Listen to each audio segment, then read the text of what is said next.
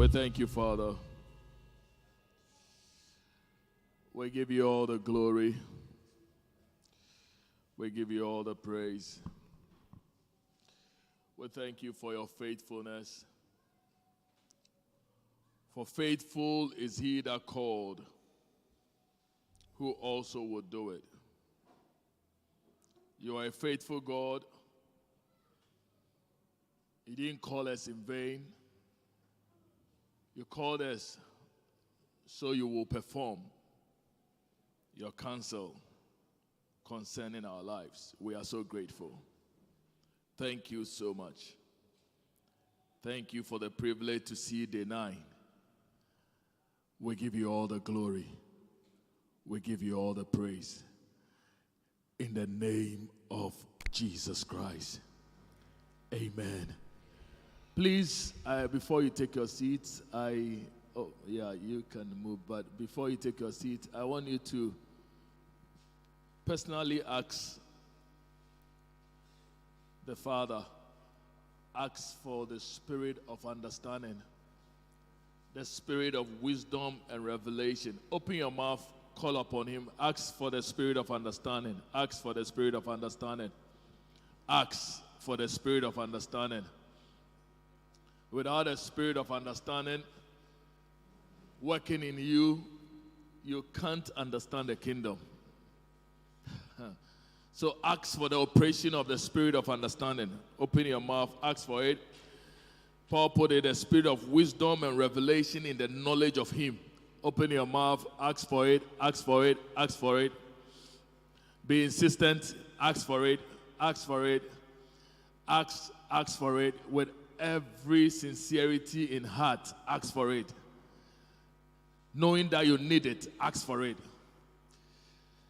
Without it, you have no business being one pursuing the kingdom. You need that spirit to be able to pursue. So ask for it. Ask for it. Father, we thank you. We thank you so much. I join my father, my brethren, to ask for the spirit of wisdom and revelation in the knowledge of you, the spirit of revelations, the spirit of understanding, to teach us this morning and bring us insight and understanding. Oh, my Father, bring us reality and make it plain in the name of Jesus Christ. Amen. Please take your seats. Hallelujah.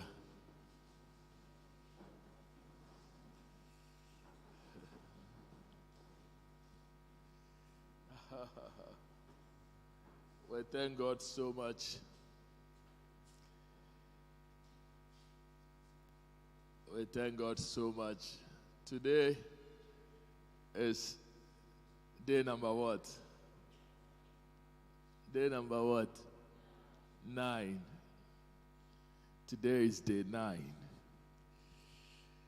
Day 9 of this beautiful 7th month fast.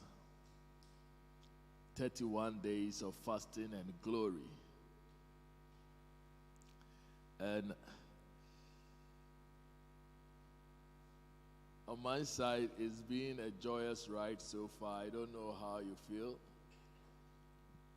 If you are really in it, if you are really in it, I don't know how you feel.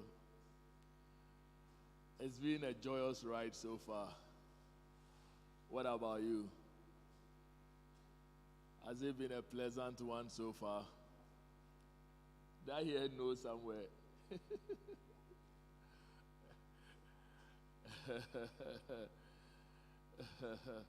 Oh, talk to me.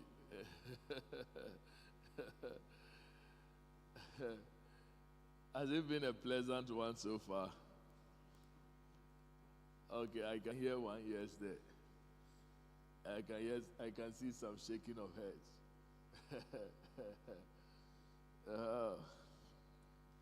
We thank God. We thank God. but it's a good one. And we've been on the team, the Father's good pleasure. The Father's good pleasure. Luke chapter 12, verse 32. Luke chapter 12, verse 32. Oh, my Father, thank you. It says, "Do not fear, little flock, for it is your Father's good pleasure to give you the kingdom." It is your Father's good pleasure to give you the kingdom. When it comes to the kingdom, it delights the Father to answer to any quest for the kingdom. Everyone that cares to quest for the kingdom, pursue the kingdom, it is the Father's great delight to open it up. It is the Father's good pleasure. It's not just pleasurable to him, it is his good pleasure. So, in these 31 days, as we pursue the kingdom in prayer and fasting, I want to encourage you that it won't be in vain. Amen. It won't be what? It won't be in vain. Amen. Good. We thank God so much. And last week, we're talking about the importance of time. The importance of time and knowing what to do. The importance of time and knowing what to do in time. There's time for everything. And we said that it is not given unto the man after Adam. It is not given to the natural man to know the times and season. It's something that God holds for himself. But we see in scripture in 1 Chronicles chapter 12, verse 32, that there were a group of people that God decided to gift this particular quality. He called them the sons of Issachar. And he says here that of the sons of Issachar who had understanding of the times, to know what Israel ought to do. They have understanding of the times and to know what Israel ought to do. Because every time and what you should do.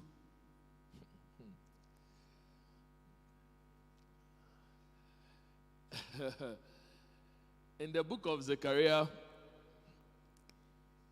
Zechariah was writing and said, "Ask the Lord for rain in the time of the latter rain." Ask for rain in the time of the latter rain. So it means that if you go asking for rain when it's not time for rain, you might not get rain. Are you following me? But when you ask for rain in the time of rain, it says, "And the Lord will make bright clouds and cause there to be rain." And it said both the former and the latter rain.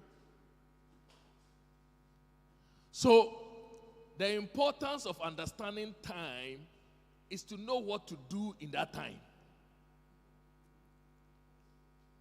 Can I say that again? The importance of understanding times is to know what to do in that time.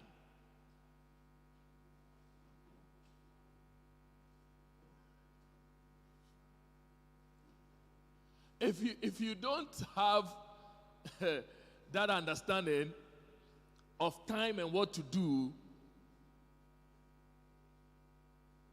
you can't actually make great profit in this life.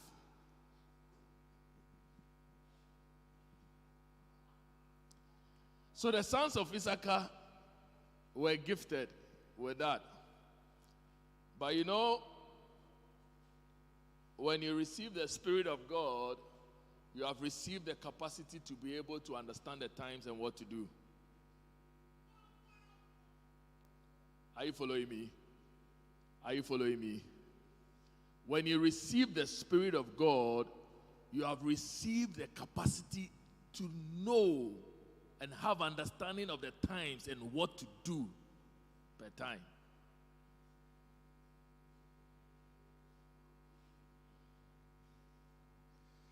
That's why I said it's not available to the natural man, but to the one that had been born of God, that have the nature of God. I mean, 1 Corinthians chapter 2 said, we have received the Spirit that is of God, not the spirit of the world, that we might know what is freely given to us. So, when you have the Spirit of God, you have what it takes to know the times and what to do.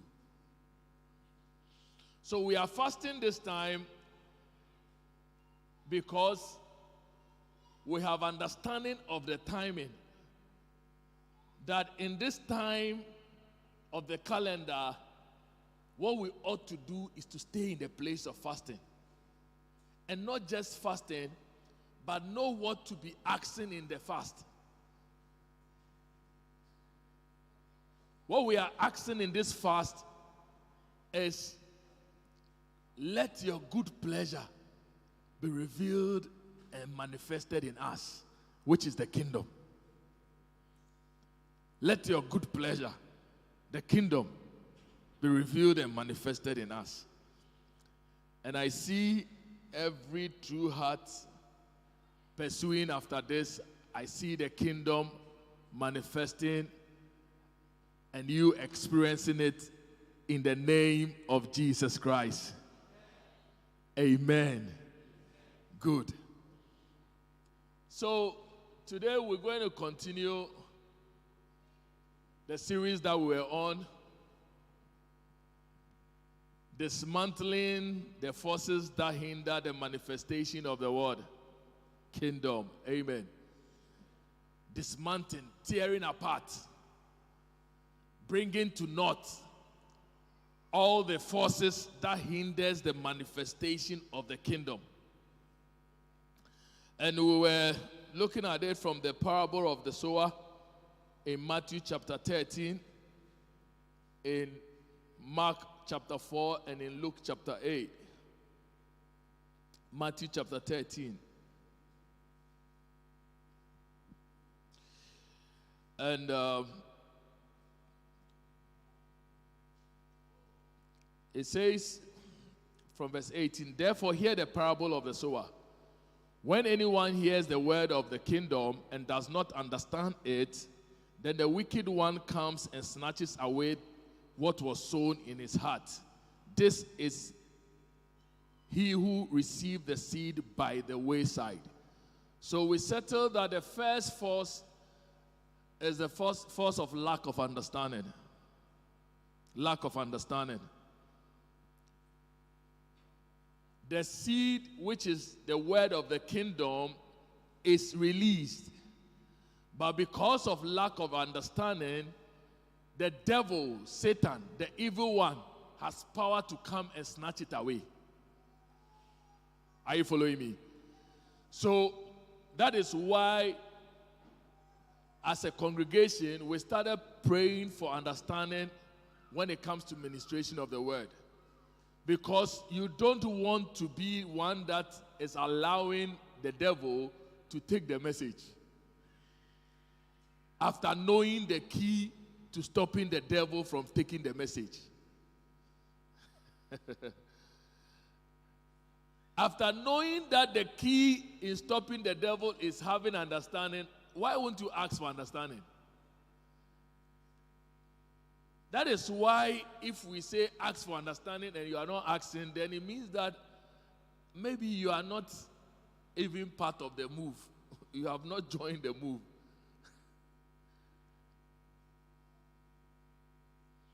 So that is why we dealt with the issue of the force of lack of understanding. Verse 20, it says, "But he who received the seed on stony places, this is who hears the word and immediately receives it with joy. Yet he has no root in himself, but endures only for a while. For when tribulation or persecution arises because of the word, immediately he stumbles." So the second force here was lack of root. Lack of root. Amen. Lack of what? Root. Lack of root. And here we said that because of lack of root, when you receive the message of the kingdom and persecution and tribulation comes because of the message, you stumble. And we listed 7 things that when you give your heart to can make you develop lasting roots. I don't know if we can remember them. 1, what? Prayer. 2, love. 3, hope. 4, faith. 5, joy. 6, yes, peace was part. Patience, and then peace before. Patience was the last, right? Or peace was the last. Yeah, peace was the last. Patience before peace. But I did mention that patience is one of the cardinal ones because it is what you need to bear fruit. And please, I gave some explanation that time, and let me just emphasize it. Please, listen to me carefully. When we talk about the kingdom, we are talking about a new breed of people on earth. When we talk about the kingdom, we are talking about a new breed of people on earth. That is why 2 Corinthians chapter 5 verse 17 says that you are a new creation.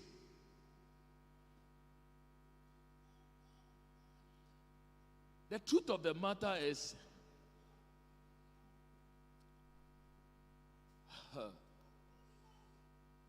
if we are talking about a new creation, then it means that this creature would have certain attributes and certain characteristics and capacities that will not be in the old. That's why it's a new thing. Are you following me? If it talks about a new creature, then it means that there is no semblance in the old. Am I making sense? That's why it's calling it new. It's not existed before. Now, I said that for us to be able to appreciate this new creature, we need to understand God, who is the origin of this new creature. When we talk about these 7 things, prayer, of course, being the mode of communication with God. The rest, love, hope, faith, joy, patience, peace. You will see that most of this is intrinsically the nature of God. Are you following me? It's intrinsically the nature of God. God is love. God is patience, is long suffering. That is why we can talk about the fruit of the Spirit, even in this light. But these traits are lacking in the natural human heart. So in the natural human heart, patience is seen as weakness. Are you following me? Patience is seen as weakness. I mean, we need things fast. Why? You cry, you be too patient. Or you be too gentle. You know, it's seen as weakness. If we talk about endurance, which is tied into patience, if we talk about endurance, to the natural human heart, endurance is weakness. Why do you have to endure? Somebody is doing something you don't like, tell the person. Why do you have to endure? Slap. In the natural human heart, endurance is like a weakness. But in the God kind of heart, endurance is strength. Are you following me? Endurance is what? Strength. That is why Jesus can talk about love your enemies and do good to them that despitefully use you or hate you. In the natural human heart, it's a weakness. But in God's heart, it's not a weakness, it's strength. That is why if these things are not in you and abound, you will stumble. Because you receive the message of the kingdom and you want to treat it or handle it in the natural human heart way. It can't happen.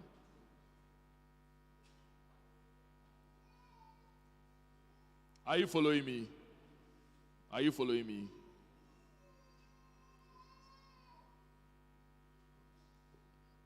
So, I just want to emphasize this thing for you to understand. Otherwise, you will not dismantle it. You will not dismantle this force. You will not dismantle this force, and it will get you.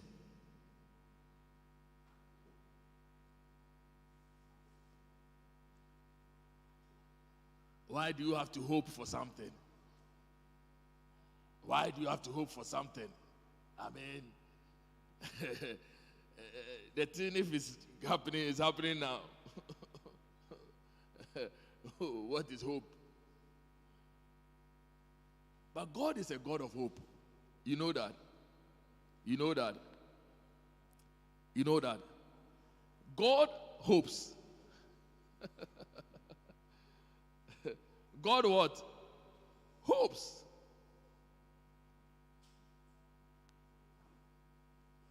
If he has no hope system, he will not even believe in men that he believed in.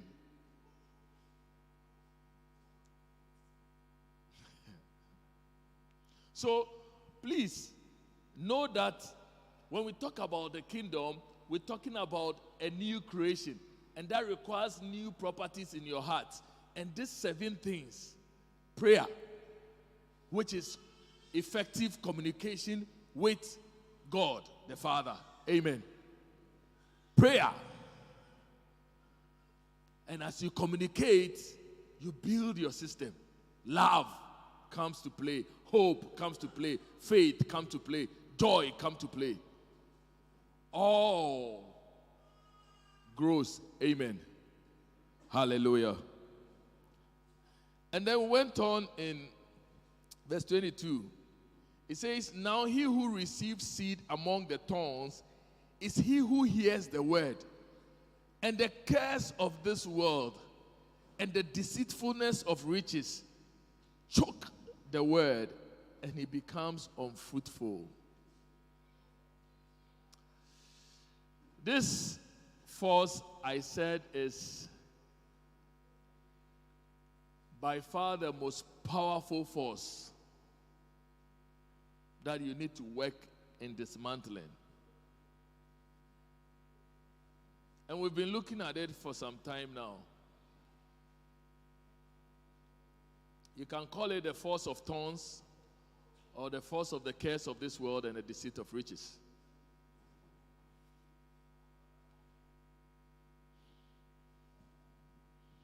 He's saying that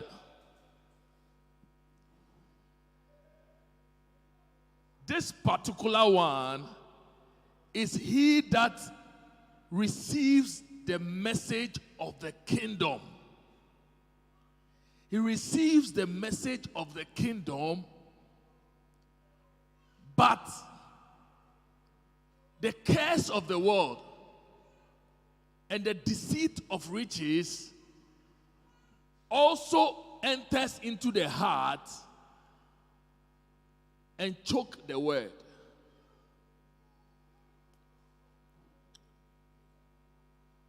Are you following me? Are you following me? The cares of the world. When we talk about the cares of the world, what are we talking about? When we talk about the cares of the world, what are we talking about? Essentially, we are talking about the way the world works. The way the world what? The way the world works.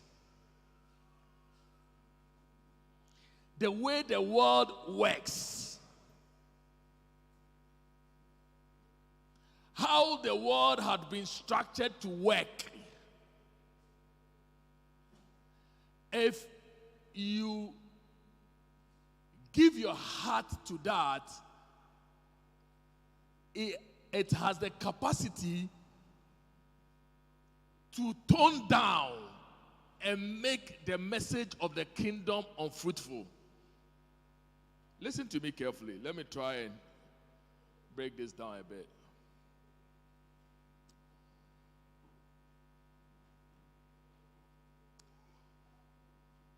When Jesus talked about the kingdom of God,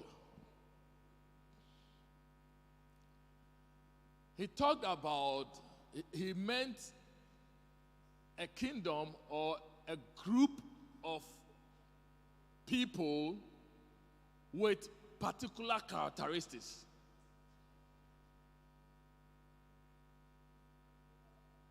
A group of people. Let me just try and let's look at John chapter 18. John 18, verse 30. So listen carefully. Listen carefully. Verse 36. This is Jesus' discussion with Pontius Pilate, right? And Jesus answered, "My kingdom is not of this world." My kingdom is what? Not of this world. If my kingdom were of this world, my servants will fight.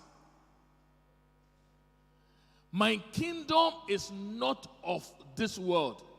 So the world you are seeing is not my kingdom. If the world is my kingdom, I'll have servants in the kingdom that will fight. They are people that are loyal to me. They believe in me. They are loyal to me. They'll fight. So that I should not be delivered to the Jews. But now my kingdom is not from here.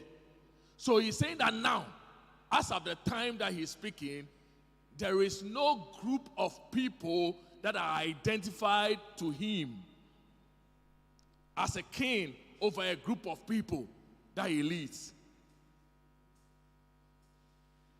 Are you following me? So he was saying that my kingdom is not of this world. Now let's go on. Pilate therefore said to him, "Are you a king? Are you a king then?"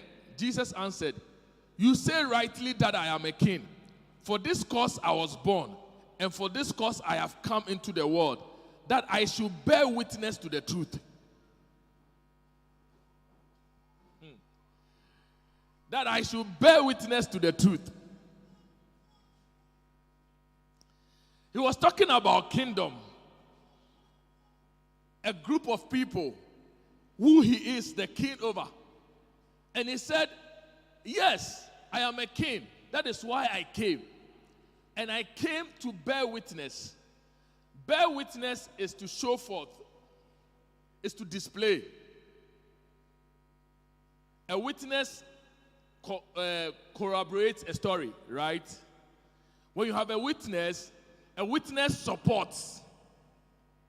So let's say if today I call, let's say, Bra Kwame, right? And I say he's my witness on a particular matter.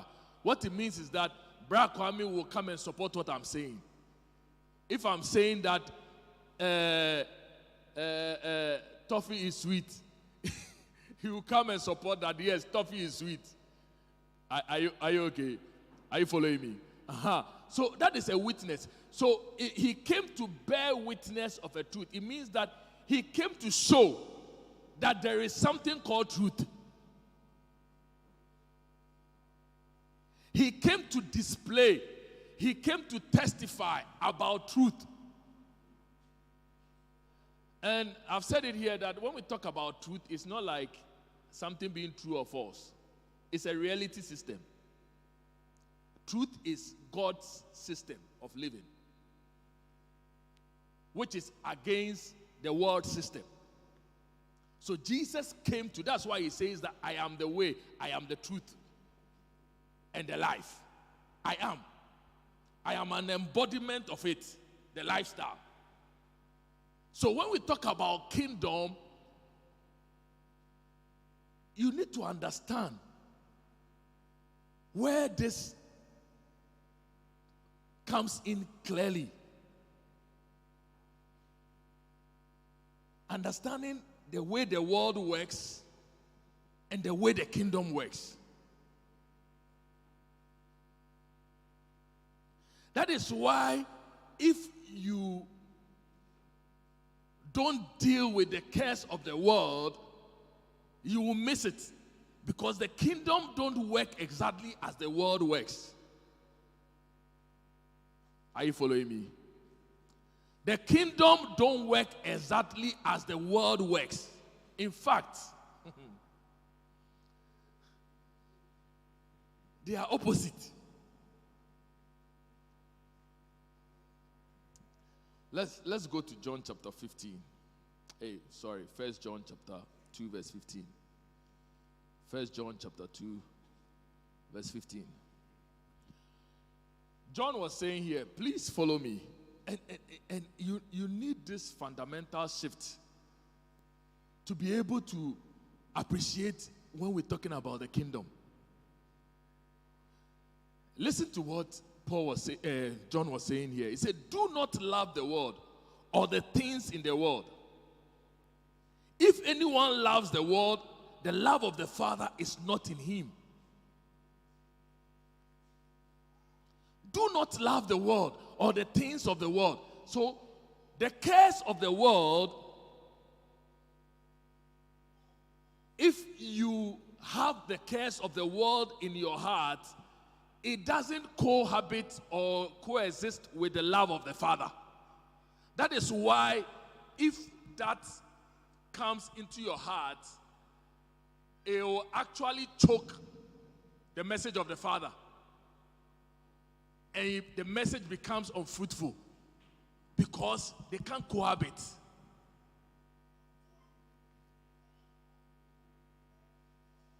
They can't cohabit.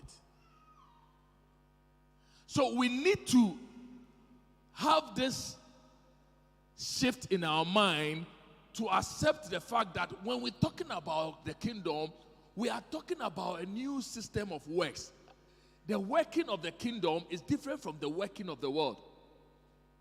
When you have that in your mind, it helps you to navigate properly in this world. Before we go further here, let me just show you John chapter 17.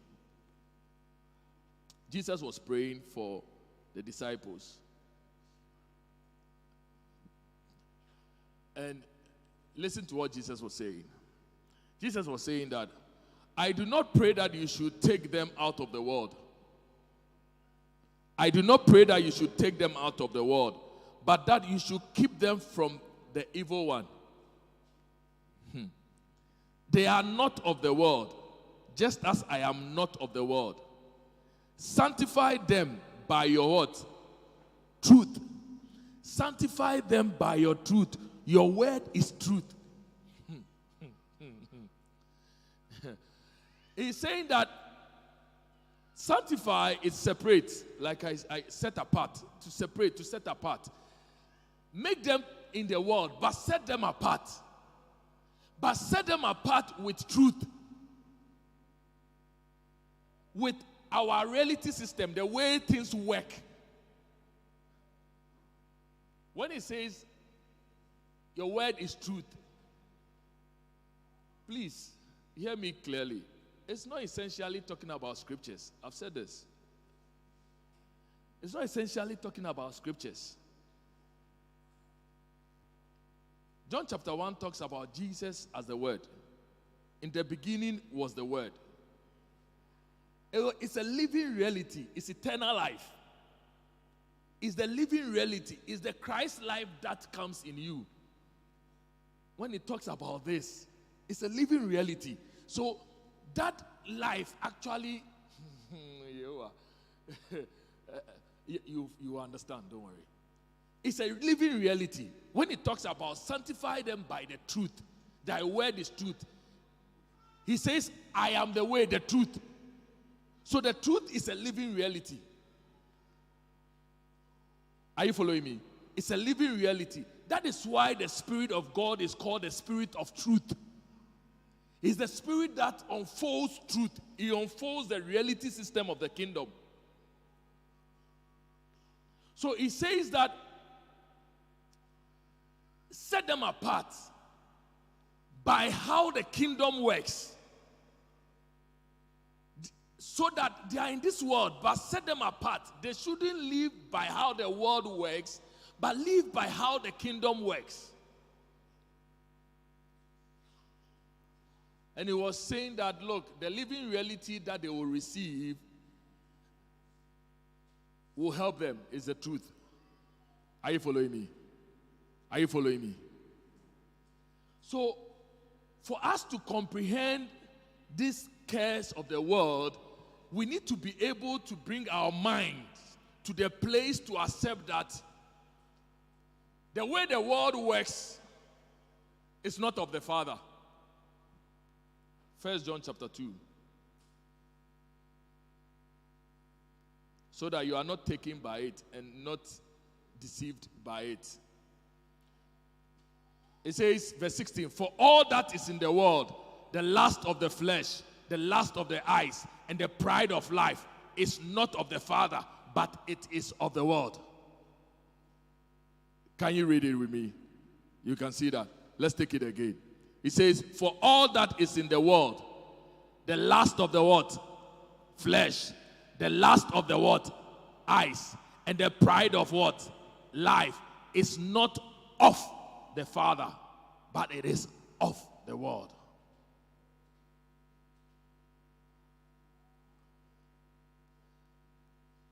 Please, if you work your mind to accept this, you'll be able to, by the Spirit of God, navigate in realizing the kingdom in your life.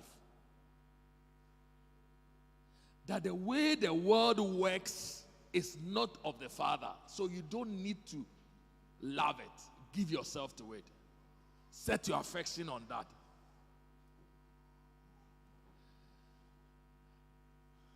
Can I challenge your thought a bit? Can I challenge your thought a bit? You know why Paul wrote in Romans chapter 12 that be transformed by the renewing of your what? Mind. Be transformed by the renewing of your mind so you can appreciate the will of God, which is the way of the kingdom. That will be done on earth as it is in heaven. Thy kingdom come. Thy will be done on earth as it is in what? Heaven. You need to allow your mind to switch to accept the way the kingdom works for you to be transformed.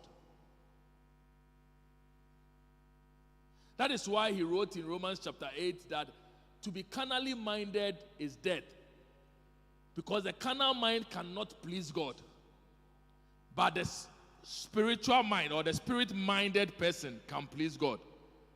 When your mind is moved from where how the world works, and you are craving after how it works in the spirit. Because the kingdom is spirit. That is why he said in Colossians chapter 3, verse 1, he says that if you are really born again, let me just go there. Colossians chapter 1. It says, chapter 3, verse 1. It says, if then you are raised with Christ, seek those things which are where? Above, where Christ is sitting at the right hand of God. Set your mind on things above, not on things on the earth. So you see, it calls for the mind to move from the way the world works to start seeking the way things work from above.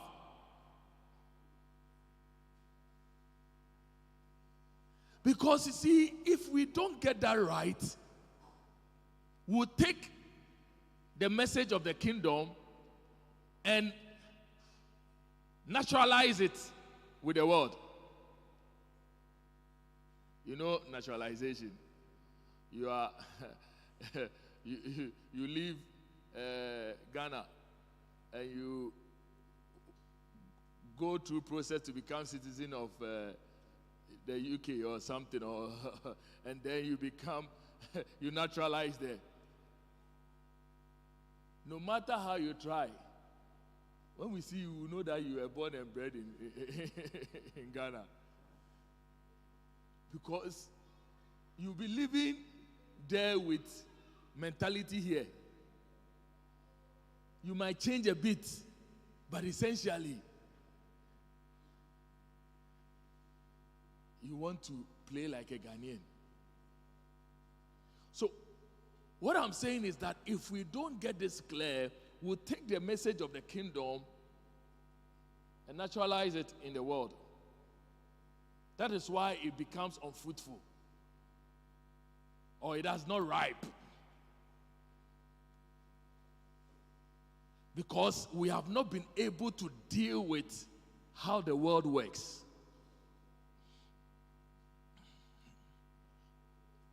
I hope it's sunk down a bit here. Okay, thank you for affirmation. So, when he said that the cares of the world and the deceit of riches, you see, this is even where it becomes more of a challenge. In the cares of the world, there is deceit of riches, where the world system is built on the fact that you need to possess to be of class or to actually have made meaning of living on this earth. So you go after wealth, to possess, to have things, to dress well, to build house, to drive cars, all that. You will do everything, burn midnight oil, everything, just because you want a promotion for higher money. You get that, you are not satisfied, you want more. So you go into that cycle of living. And we saw that from Ecclesiastes chapter 1 and 2. When Solomon was saying that all this is vanity. You go, you chase after this, you build wealth, and then the allure or what is making you excited is that one day when I die, they'll